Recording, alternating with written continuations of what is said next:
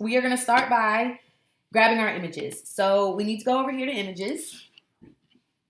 And I'm going to type buy us shots. And let's see what Cricut's got for us. They usually have exactly what I'm looking for. I clicked on related image sets because I know the other phrase that I want says buy me shots because, again, we've got a crew of bridesmaids and we've got a bride. So I needed both of those. I need both of those images.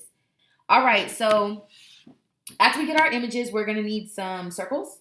So I'm going to click over here on shapes, grab a circle, and because I'm using 2-inch, well, we can resize this later, but I'm using 2-inch acrylic circles, so I know that that's what the picture is going to be. This image is actually going to end up being 1.1 inches. I pre-measured this so that we could, smoothly design this together. So this image is going to end up being 1.1 in width. I'm going to bring it to the front just so we can see what we're working with. And then I'm going to slide this here. 1.1? Actually, don't remember. No, I don't remember. Let's make it 1 even. I don't feel comfortable with 1.1. 1 inch even. All right, so now it's a cowgirl theme, cowgirl last hoedown theme. So I'm going to go grab some extra embellishments like cowboy boots. Because I like this cowboy boot that has the cow print on it, I'm going to click on that because I want it. And then click on view image sets or view similar images. And it should pop up with some other like cow print related things. So these are actually, look at that. I need both of those in one picture. So I'm just going to click add to canvas and then view. That's a new feature on Design Space that I really, really like. It's kind of the same as view image sets, but with sets, you only get the author's group of pictures. With similar pictures, you get like a broader range. So I think they're going to end up phasing that out. Now, because these things are attached, I need to ungroup them so that they are going to become 2 individual like images. So let me ungroup that. Oh. What's that? Oh, it made it transparent. That's fine. I'll keep the transparent one. Okay, so it looks like we're going to have to slice this out because it was 2 layers, not 2 images, but not a big deal. I'm going to grab another shape, like a square, and I'm going to cover this hat up so that I can slice out, it out of the whole image.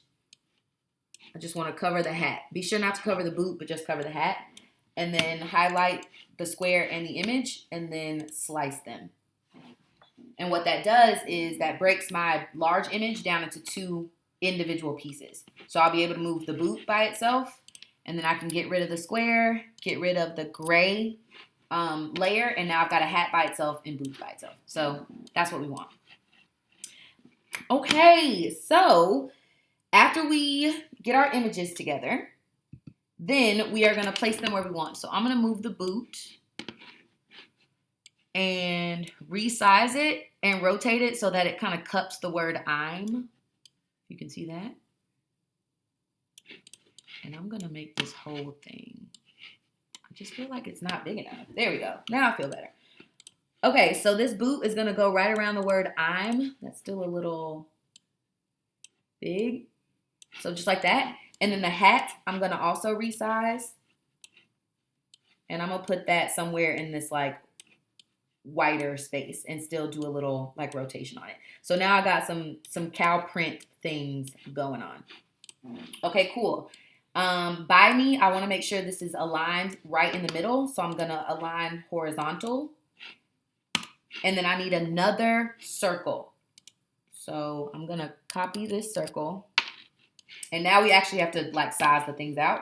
So I'm going to highlight, well, first, I'm going to turn this gray circle white because we're going to print this on sticker paper.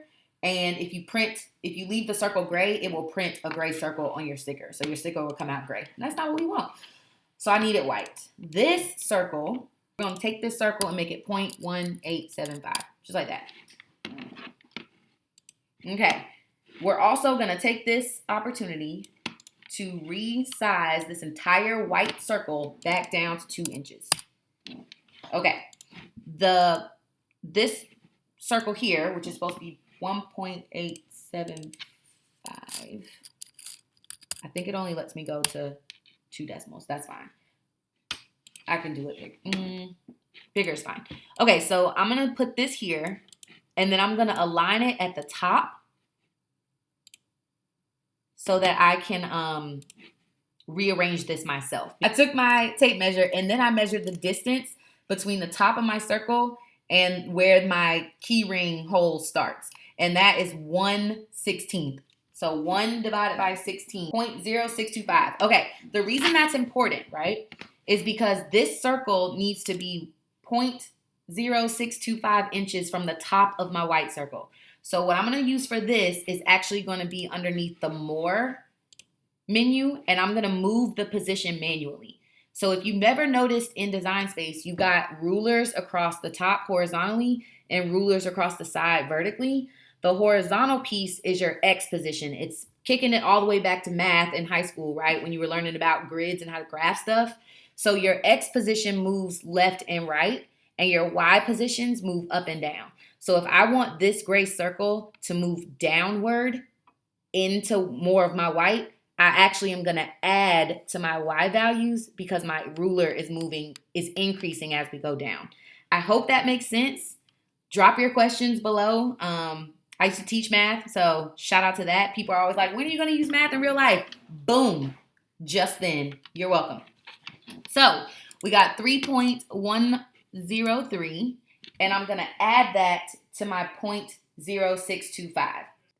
That's going to give me 3.1665. So I'm going to retype 3.1665.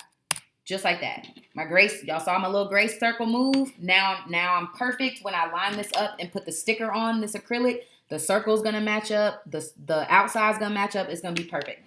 So our last few steps are to highlight the white and the gray circles and then slice them out.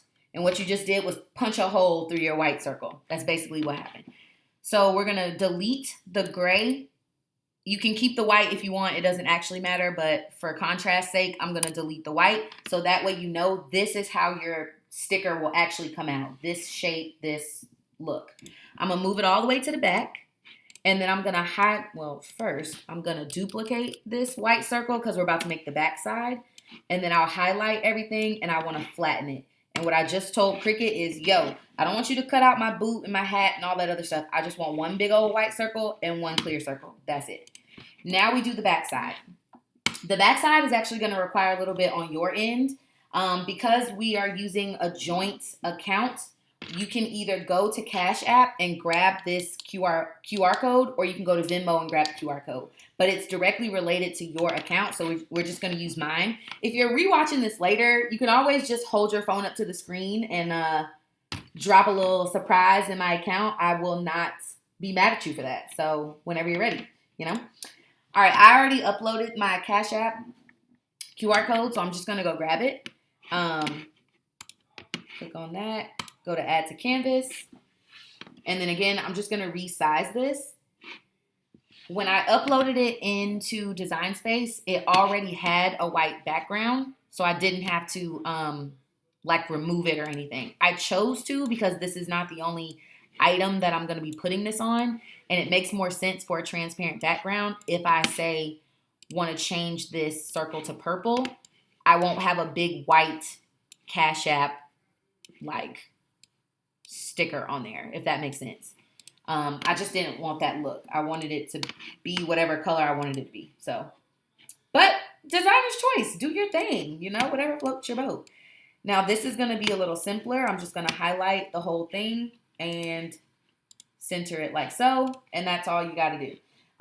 This is 1.28 inches. You can resize it to your liking. And I'm actually going to slide it down a little bit because I forget that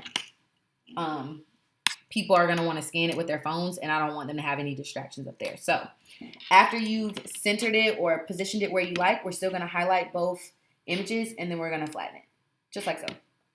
That's all she wrote. Are you guys ready to cut this bad boy out? Because I am.